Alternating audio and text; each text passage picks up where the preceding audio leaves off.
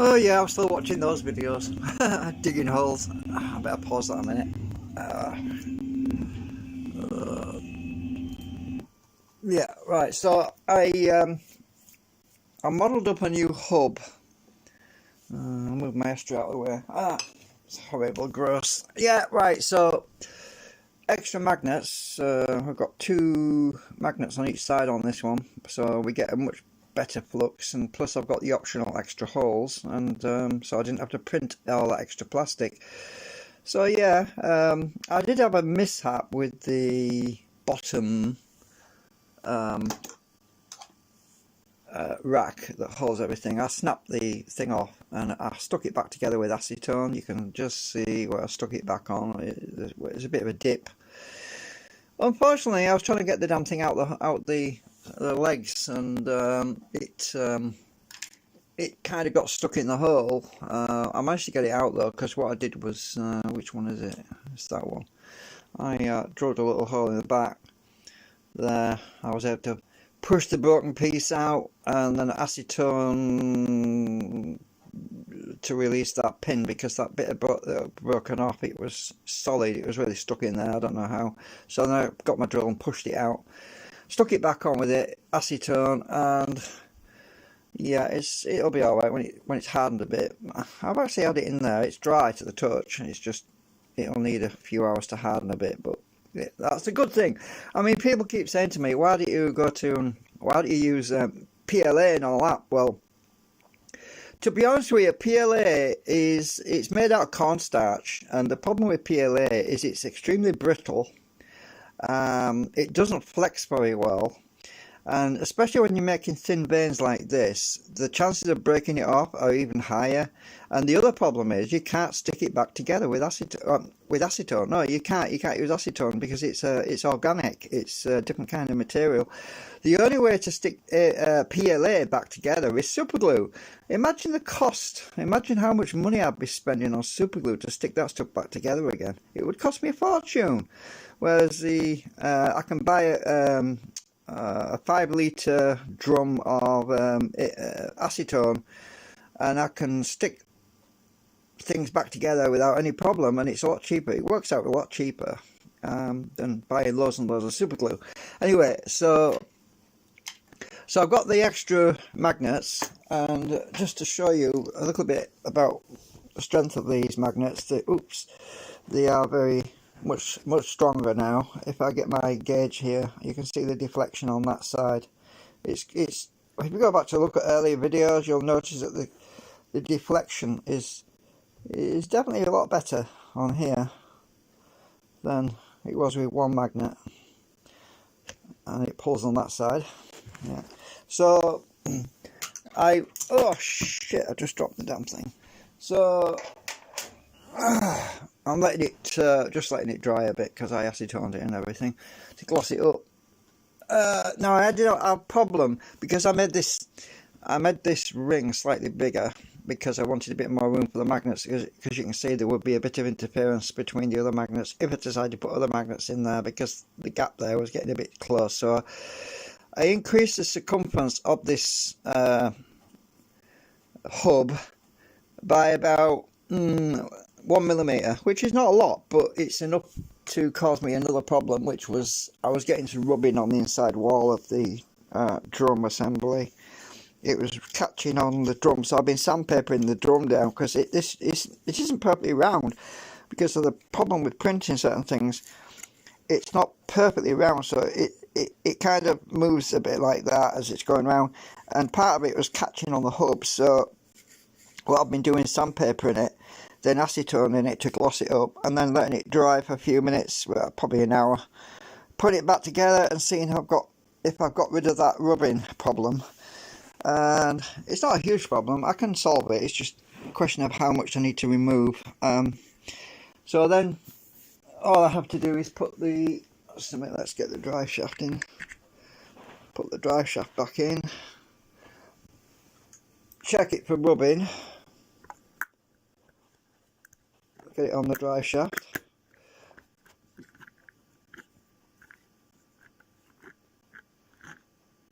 it is still rubbing a little bit somewhere. I'll put the other side on, hang on.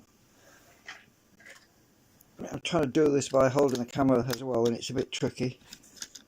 Let's see which ones, put this one.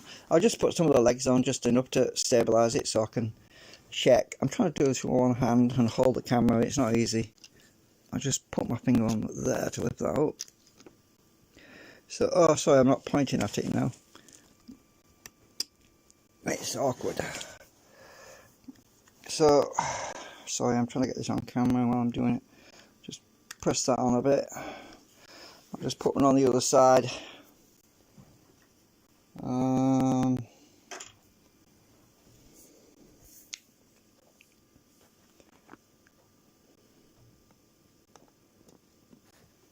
Get the legs on, it's swap hands I think. I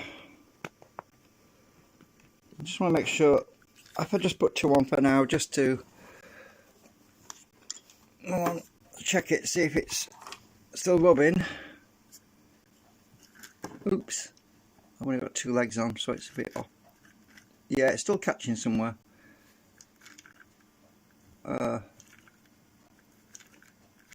It's not as bad as it was. I think I need to put let's put some more legs on a minute. I get a bit more cogging now. I can stick the one that I broke. This is the one that was broke the leg off, but it's not as tight as it was, so it shouldn't break again. Hang on, this is a bit awkward. I'm trying to do this and film it without using my stand. I could use the stand, I suppose. Actually, it's over here, so let's just bring the stand over. Might be a bit easier. Put the phone in here. Oops, no, drop the phone. Come on, get in. Right, stick that in there.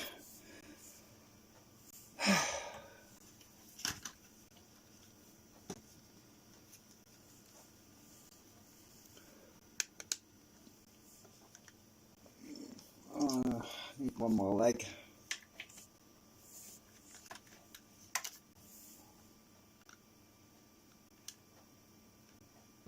It's the hard part is getting them off, because if you twist them sort of like that, you snap the legs off. That's why it's only for testing stuff anyway. So just got to be a little bit careful. Right, that's all back on. It's the only way really to put them all on. It's not as bad as it was. It's definitely better than it was. It was so bad before. It was rubbing so bad before that it would just stop literally straight away. Now it's just catching a little bit. So with me, one more sandpaper and must have got it. Let's get my drill a minute. I'm not going to put the coils on yet. I just want to see if I can create some new rubbing spots to see where it's catching when I take it apart again.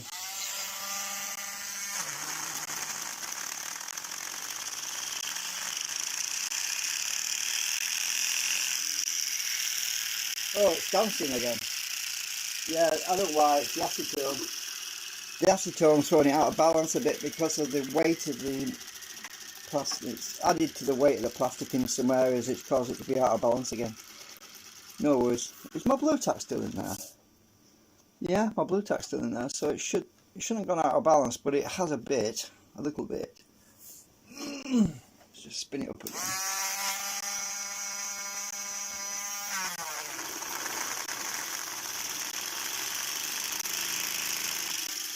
Yeah, now it's melting the plastic because of the friction.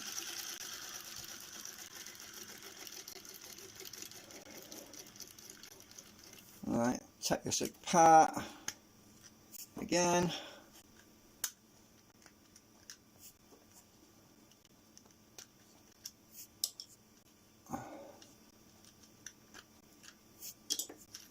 It's easy to take apart, it don't take long.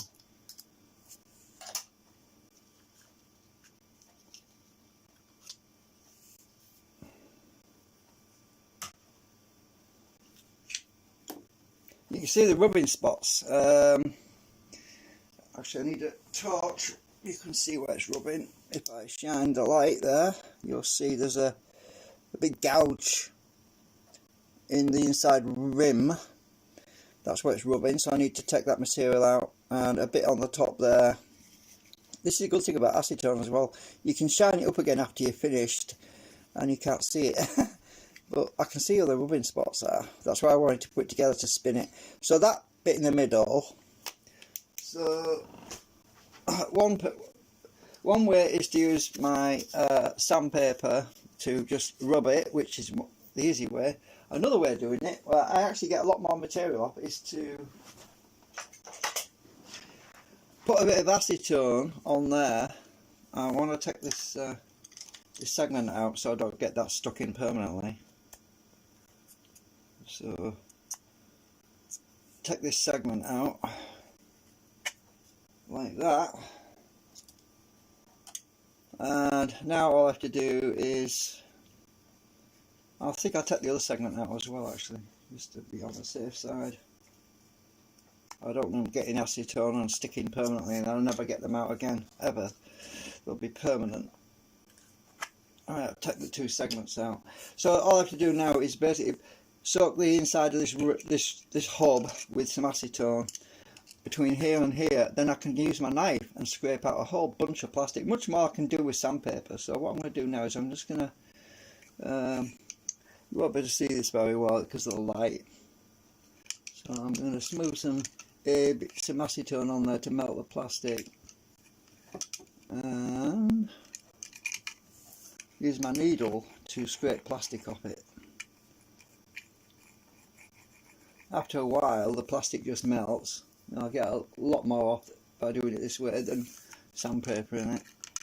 So after a while, you see, look, plastic on my needle already, look. So I'm just going to use my needle and the acetone to melt the plastic and get a big load off it, because it's, look at that, you can see how much plastic is coming off now. Much better, more efficient than using the sandpaper. And look at this, look at all that plastic coming off. We'll solve our rubbing problem. I rub it off on my needle. That's why I like ABS, it's so much less hassle. You can't do this with PLA.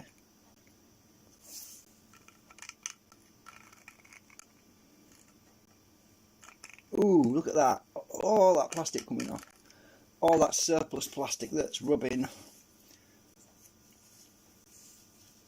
Just keep scraping away.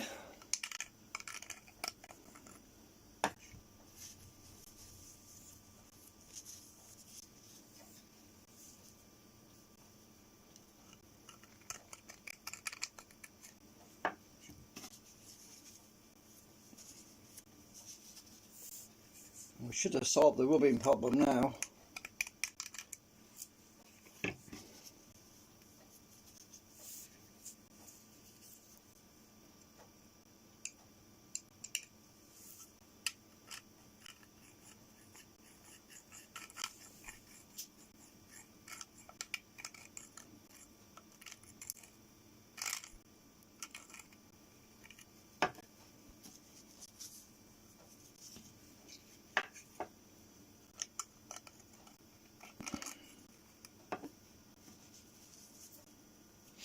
It works a lot quicker than sandpaper does, trust me. I've tried it both ways. I've tried the sandpaper method and it's too slow. This way it'll work a lot quicker. I should have got rid of all that was rubbing now. Right, now I'm just going to put a bit more acetone in to shine it up, because it's drying out on me. There we go. I'll let that dry now. Yeah, got it on my hands. Quite a lot of plastic scraped out, and I was using a blunt needle. Actually there's a bit in the bottom there.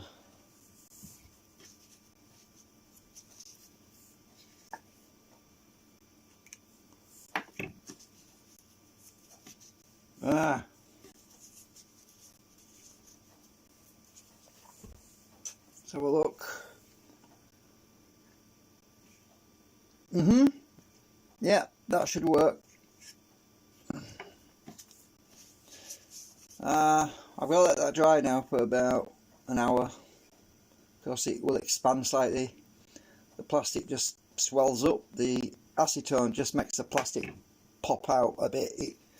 So once it dries after an hour, it will shrink back, and we should no longer have any rubbing, because it was barely touching. It was just barely touching. So now we should have solved the problem.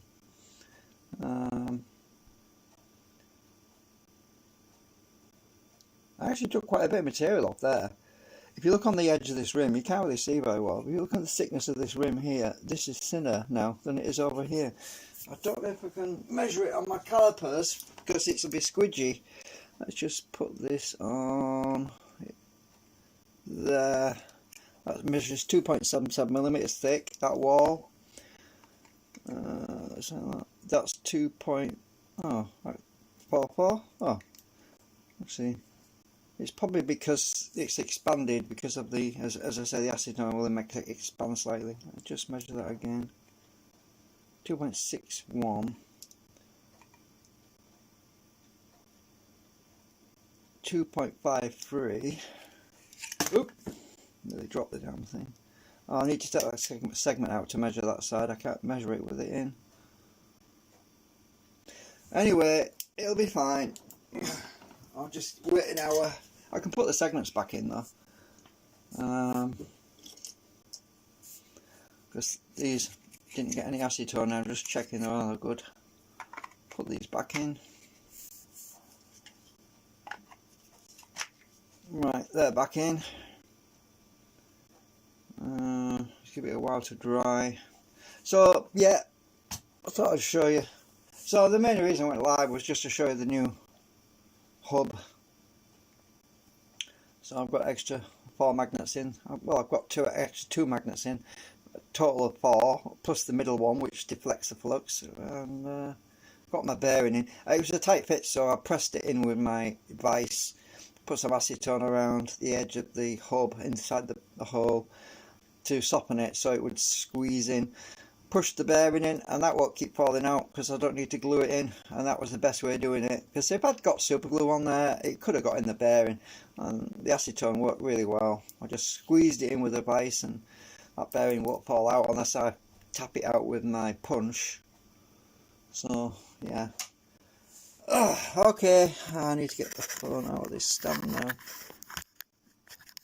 Oh, come out you bugger. Got you. Okay, sorry about my hand getting in the way of the lens.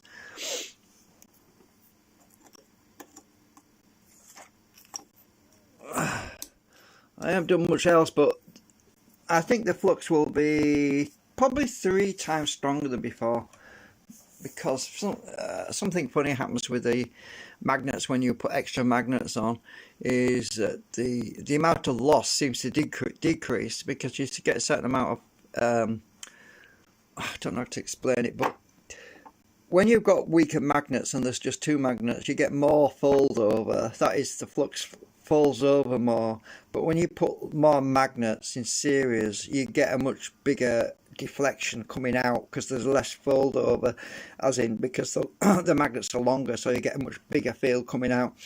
So I actually had this in earlier, and I was measuring on the drum. I had my magnetic gauge thingy, this thing here. I was measuring on the side of the drum here. I could actually put it in and show you without putting the bearings on. I'll put it all back together. If I hope this is dry enough. It should be. Let me just make sure this is dry enough first. Yeah, it's not going to stick to it because it's dry already. It just needs to dry out thoroughly. If I pop this in here and get the right one, the right pole, it's that one on this side. If I stick it here, I stick the pole, we actually get deflection out here now. We didn't get that before, so we're getting a more flux coming out. You can see it actually moves the ball. We didn't get enough flux to do that before, if you remember. I used just a compass, but we can see deflection now, which is a brilliant thing, because that means that we're going to see more power on the coils now. much more power coming on the coils. So we can see the deflection actually taking place now. And obviously the one on the other side, this one will pull in. I've actually reversed them. So that one will pull in. I can just get this around a bit.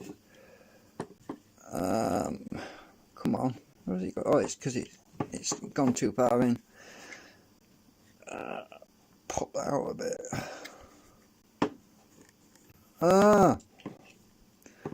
It's because it's not on a bearing. It's not on a shaft. I can't get it out now. Might lift it up a bit. I should have my phone in the stand. Right, so that one should be deflecting on that side. Yes, it is. And this one should be attracting. Yeah, it's pulled it in there. Deflecting, pulling. Oh, I don't know. You can't really see too well unless I'm. Yeah, and they should pull in right about there. Yeah, so that's a lot better than before. We didn't get that before. Anyway, I'm going because I've got to let this dry. It'll dry quicker if I take this thing out. A lot quicker. And then when this is no longer catching, I can do another test. Obviously, there's no point doing a test while it's catching because I'm not going to be able to measure the time very efficiently because it's going to be slowing down because of friction, which I don't want. I'll just leave that there to dry. I'll see you later.